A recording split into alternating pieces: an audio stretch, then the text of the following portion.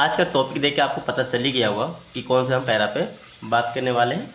इस पैरा का टॉपिक का शीर्षक है greed can lead to the loss, यानी लालच जो होता है वो क्या है, नुकसान का कारण है। आपको पता चलेगा इस वीडियो में कि लालच कैसे नुकसान का कारण होता है। इस वीडियो को मैं वर्ड टू वर्ड इंग्लिश से हिंदी में ट्रांसलेट करूँगा और साथ ही साथ इसमें जो भी ग्रामर और टेंस का प्रयोग किया गया है उसे मैं आपको यहाँ पे अच्छी तरह से बताऊँगा और साथ ही साथ किस प्रकार से पैरा को स्ट्रक्चर किया गया है सेंटेंस के रूप में ये भी बताऊंगा।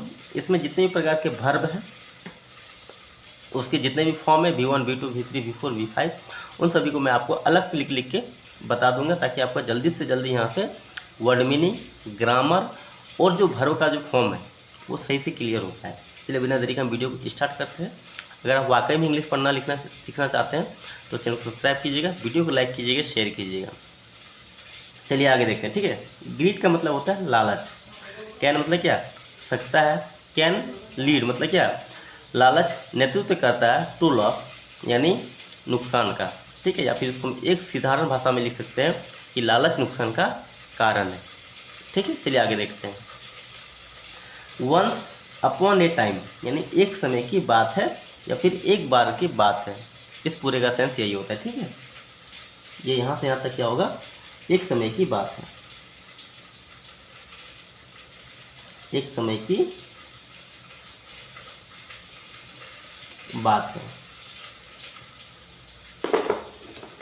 एक समय की बात है। इन अ स्मॉल विलेज यानी एक छोटे गांव में, स्मॉल मीन्स होता है छोटा, इन मीन्स होता है में, विलेज मीन्स होता है गांव, ये तो आप सभी लोग जानते हैं। यानी एक छोटे गांव में, एक छोटे गांव में, ये यहाँ से लेके यहाँ तक का पूरा सेंटेंस है। ठीक है, there was a hard working farmer, एक किसान, देयर वाज मतलब क्या था, एक हार्ड वर्किंग फार्मर यानी एक मेहनती किसान। एक हार्ड वर्किंग का मतलब होता है मेहनती। ठीक है, जैसे लेबर मीन्स क्या होता है, मेहनती होता है ना, उसकी तरह का हार्ड वर्किंग का भी मतलब होता है मेहनती। फार्मर का मतलब हो जाता है किसान। ठीक है, एक हार्डवर्किंग किसान यानी हार्डवर्किंग किसान यानी एक मेहनती किसान था। नेम जिसका नाम क्या था, शाम, शाम नाम का। ठीक है, शाम नाम का एक किसान था। Sham had a beautiful goose, Shyam के पास एक खूबसूरत या फिर एक सुंदर हंस था। शाम के पास, अब यहाँ पे ध्यान दीजिएगा। ठीक है, अगर यहाँ पे हैव रहता, हैव का मतलब क्या है, यानी पास है। ठीक है, यहाँ पे हैड है, इसका क्या हैव का सेकेंड फॉर्म होता है हैड। तो हैड का जब भी यूज होता है क्या होता है, पास्ट टेंस के लिए यूज होता है, यानी भूतकाल के लिए यूज होता है। ठीक है, यानी श्याम के पास था हो जाएगा। ठीक है, यहाँ पे हैव रहता तो क्या हो जाएगा है, लेकिन यहाँ पे हैड लगा इसलिए क्या हो जाएगा था। श्याम के पास था एक सुंदर हंस, सुंदर हंस। ठीक है, श्याम के पास एक सुंदर हंस था। जो दैट का मतलब वह भी होता है, की भी होता है और जो भी होता है।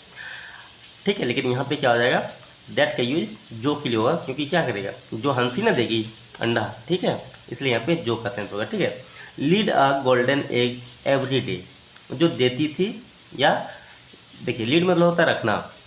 ठीक है, या फिर देना भी होता है। लीड मतलब क्या, देती थी एक सुनहरी अंडा, एक सुनहरी अंडा। एवरी डे मतलब हो गया हर दिन, हर दिन क्या करता था, एक सुनहरी अंडा वह जो हंस जी थी वह देती थी। ठीक है, अब आगे देखिए तो ही वॉज थ्रिल्ड, वह रोमांचित था,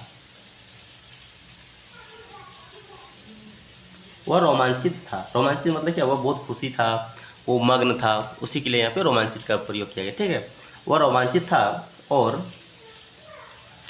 सोल्ड द गोल्डन एज यानी बेचकर।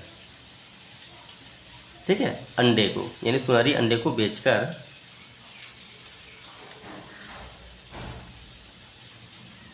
सुनहरी अंडे को बेचकर एट द मार्केट यानी बाजार में,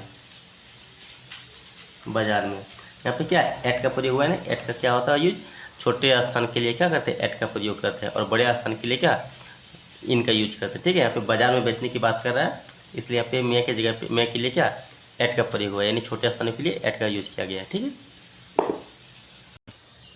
बाजार में बेचकर क्विकली मतलब जल्दी से या फिर जल्दी से, बिकमिंग वेल्थी मतलब क्या जल्दी से वह धनी हो गया, बिकम मतलब होता है होना। ठीक है, यहाँ पे क्या बिकमिंग लिखा है यानी हो गया, क्विकली मतलब जल्दी, जल्द ही धन। ठीक है, वह जल्दी ही क्या हुआ धनी बन गया। आगे देखें तो क्या हो जाएगा, डिस्प्यूट हिज ग्रोइंग रिच यानी अमीर होने के बावजूद।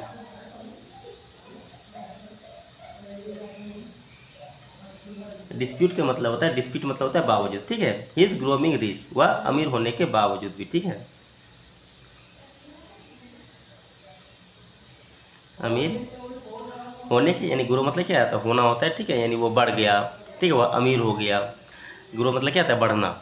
ठीक है, लेकिन यहाँ पे रिच ग्रोइंग रिच लिखा है, इसलिए क्या हो गया यहाँ पे वह अमीर हो गया। वह अमीर होने के बावजूद श्याम ग्रो इम्प्लेंट यानी श्याम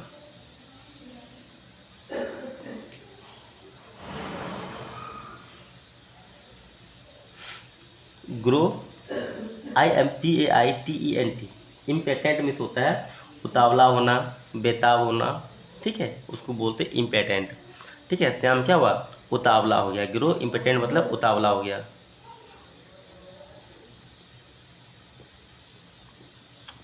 ठीक है, श्याम अमीर होने के बावजूद भी क्या हुआ श्याम उतावला हो गया। ही थॉट उसने सोचा, उसने सोचा। ठीक है, इसका मतलब क्या है थिंक,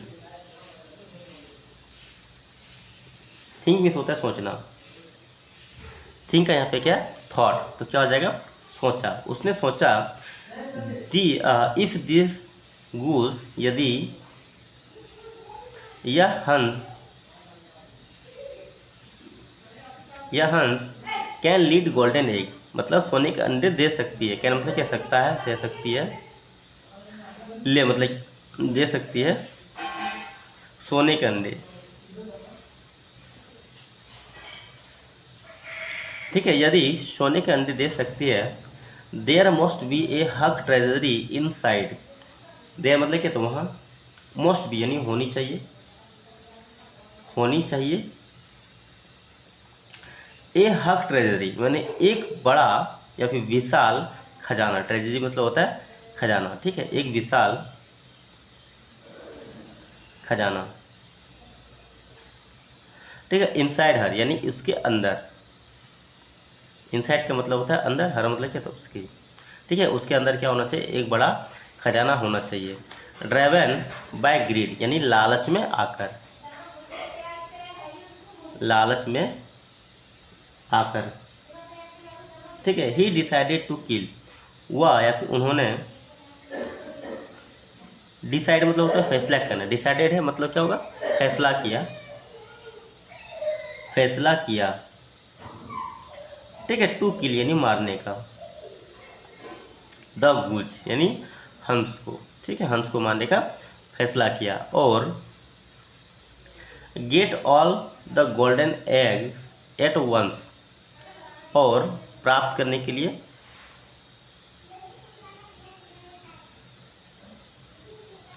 सभी सोने के अंडे।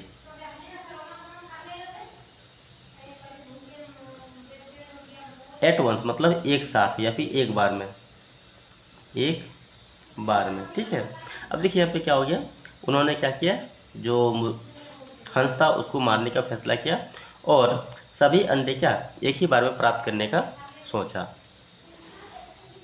अब जिसकी वजह से देखिए इग्नोरिंग मतलब क्या नज़रअंदाज किया। ठीक है, द गूस जेंटल नेचर यानी जो हंस का जो नम्र स्वभाव था, यानी उसका जो क्या बोलते उसको विनम्र जो उसका नेचर था यानी स्वभाव था, उसको क्या किया नज़रअंदाज किया। इग्नोरिंग मतलब होता है नज़रअंदाज करना, नज़रअंदाज अंदाज किया। ठीक है, हंस के विनम्र विनम्र स्वभाव को, ठीक है। और हिज ग्रोइंग वेल्थ, वह ग्रोइंग वेल्थ यानी जल्दी धनी होने के लिए, धनी होने के लिए उन्होंने क्या किया, जो हंस था उसका जो नम्र स्वभाव था उसको नज़रअंदाज किया, ठीक है। शाम किल हर, और शाम ने उसे क्या किया, मार दिया,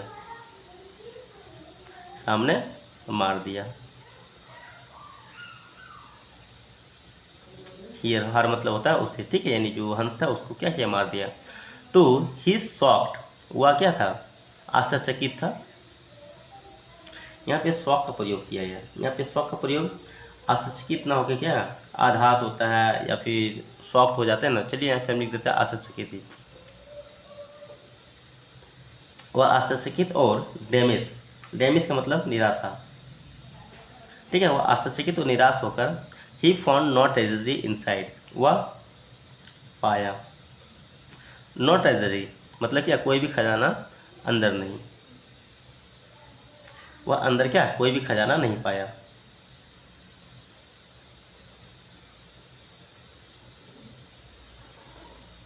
ठीक है। The goose was just an ordinary birds on the inside, हंस वाज मतलब क्या था, केवल एक साधारण पक्षी,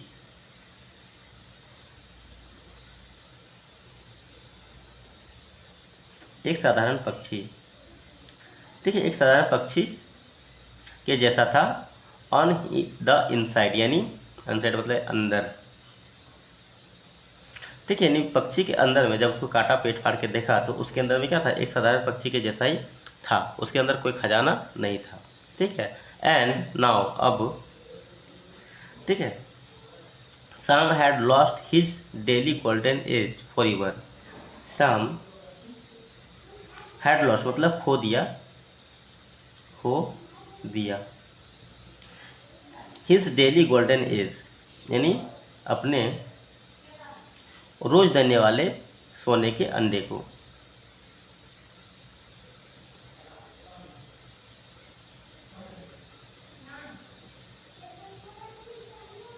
रोज सोने के अंडे को वह खो दिया हमेशा के लिए,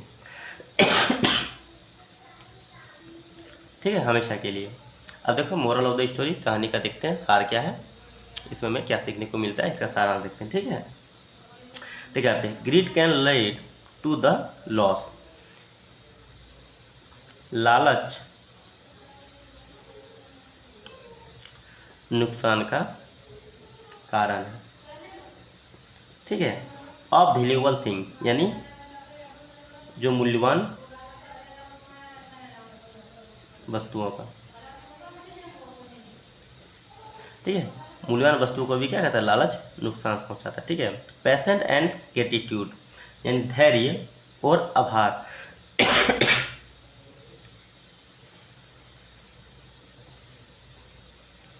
धैर्य और आभार आर बेटर मतलब क्या, अच्छा है,